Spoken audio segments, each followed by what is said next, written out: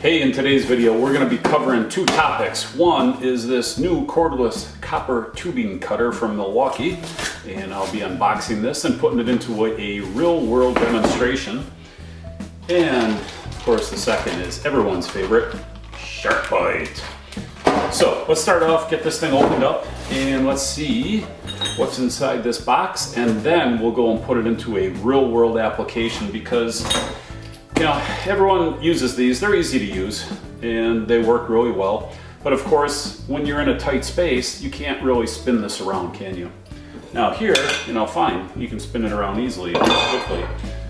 So then of course you go and you get one of these little guys, but here you lose leverage, so you have to work a little harder. Plus you got to get your hand in there and twist it, and you know, if you don't have room for one of these, that means you're banging your hand around. So let's see if this Milwaukee cordless copper tubing cutter will solve the problem of cutting tubes in existing houses in tight spaces. All right, let's get into the box opening to begin with, and then we'll go from there. All right, here we go. We'll just open this thing up. This is going to be the tool only. I already have a Milwaukee battery. It's fully charged. This is the M12. This is not an M18 tool. This is an M12 tool.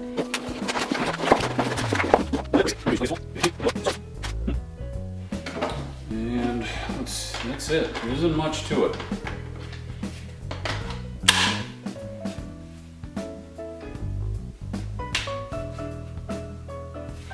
So we have an open switch. So it just has a switch. You open it, switch it there, and switch it here, and close it. Switch it back, and it returns it to the open position. You see how now I can put a tube in there and just push it in like that, and make sure I click it to the closed position and cut the tube. But I don't really want to cut this one because, you know, it's not really a good demonstration. And if I just wanted to cut a tube I had free, I would just grab one of these. These are cheap and easy to use. You don't have to charge a battery, you don't have to pay for the tool. What I really want to do is take this into the tight area and try it out there. So, all right, let's go on to the actual job site where we're going to use this tool, and I'll show you exactly how this thing works in the real world application. All right, so here's the mission. You can see this pipe here is corroded, and there's just one little drop coming out, and it might be a little hard to see on video, but it's just one little pinhole, or smaller than a pinhole.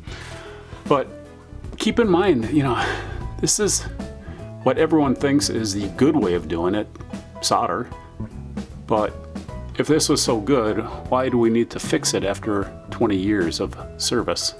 It should be lasting longer than that. So the reality is copper is good, soldering is good, but if you're not going to do a good job installing it, if you're not going to wipe your joints out, you're going to get corrosion from the flux that you didn't wipe off the pipe. Now, because this is a hot water line and we have to cut it and we have to drain it, the smart thing to do is just drain the water out of your hot water heater, because this is something that you need to do as maintenance anyhow. So all we're going to do, we're just going to take a hose and going to hook it up here, and then open up this valve and then drain the water out. So let me get that hooked up. Can't really do it with one hand. We'll get this hot water heater drained, and then we'll cut the pipe. All right, a couple things here. So now I'm draining the hot water heater. Naturally, before you drain your hot water heater, make sure you shut off your water line. You don't want to drain your hot water heater and have it filling up at the same time. Then also shut your hot water heater off. You don't want the flame kicking on as the water empties out. You don't want it running on an empty tank. So make sure you take those two precautions. Just for clarity, what's happening is that I'm draining this into this floor drain. That floor drain is going into that ejector pump, and that ejector pump is then kicking the water out. If you don't have an ejector pump, you can run it into your sump pump, but the best thing to do is, if possible, just run a longer hose outside, and then you don't have to worry about it. All right, so as you can see, it's pretty tight up there, and there's no way I'm getting this to go on the pipe and rotate. I mean, it's just no possibility. So I'd have to get that little guy and then spin it with my fingers. And you can do it, but hopefully this tool works better. So all you need is this much clearance. So it's a pretty small amount of clearance you need to get this tool on. So let's see what happens. Trial run.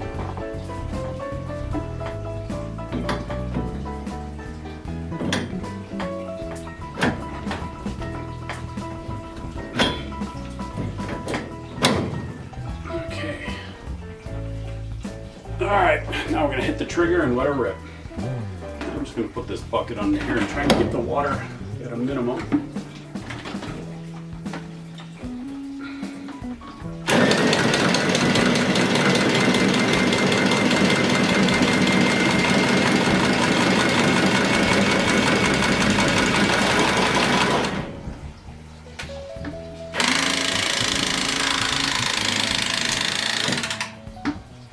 Oof. Boy, that can't get any easier. One-handed, super quick. Oh my goodness. And a perfect cut. All right, let's do the other one.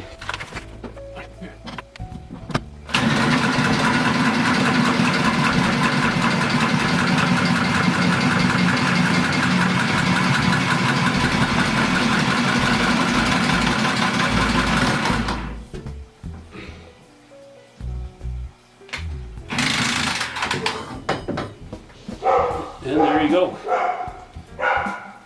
This is a 1-inch pipe, and it went through it super fast, really easy. The only thing that's a little challenging is it's a little difficult to feel when you're cutting through the pipe for the first time. I mean, it cut through so fast, but I think I kept cutting. So it doesn't give you that kind of feel, but I tell you, it's so easy to use. It really is a great tool, at least for the first few cuts.